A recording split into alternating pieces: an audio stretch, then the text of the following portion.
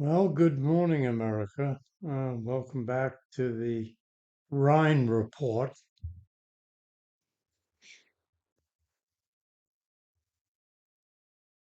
Today's breaking news. Well, it appears that an article appeared in the Guardian this morning, which I thought deserves your attention. Trump has begun the narrative about running for a third term using humor and tease that is a trademark of his strategies to create a normalized version of the threat. Knowledgeable sources and experts are now warning that Trump has been written off too easily before. Joe Walsh, a former Republican congressman from Illinois and a conservative Republican at that, said, and I quote, "This is no joke and no distraction. It needs to be taken seriously. Trump just saying, and I quote, 'Fuck it, I'm running,' and daring people, the party, the media, the military, the courts, to stop him. I don't know that he could be stopped." And he continues, quote, "It's been an utter failure of imagination to be prepared for how far this guy will go. People never thought January 6th would happen. We never thought a president would try to overthrow an election.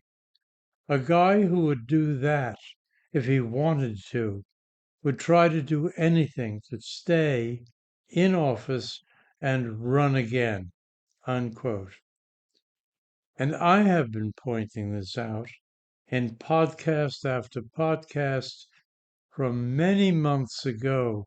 In fact, right after the Supreme Court gave him what we call carte blanche to violate the laws of this country in granting him absolute immunity. Now let's look at this by the numbers. It's quite simple and very frightening. 1, he controls the White House. Obvious. He controls the Congress, the House, and the Senate. Obvious. He controls the Justice Department with a stooge in place and the firings of honest, decent agents. He controls the FBI, ICE, and Homeland Security, the CIA, and also the NSA. 5, he thinks he controls the Supreme Court, and maybe he has good reason to.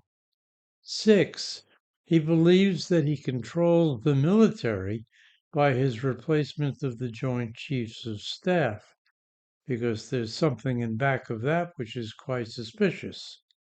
And 7, he and his federal and state minions are working night and day on abridging voting rights to end free and fair elections. But that's not the end of it.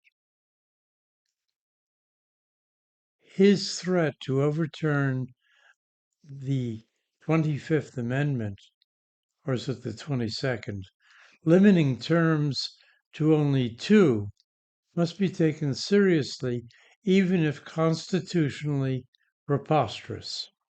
However, even worse is an implied threat that even if there is an election, no sure thing, and he loses, no sure thing, but assuming a loss, what on earth prevents him from simply declaring by proclamation a national emergency, bringing into effect the Insurrection Act, and even martial law, remaining in the White House?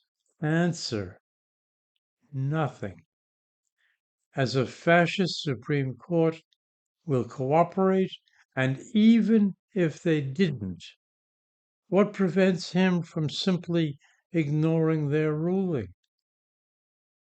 Answer: Nada. Nothing. So that's it. It's a briefer report today. Please remember to subscribe. I need all the help I can get uh, to ensure that my podcasts reach the people.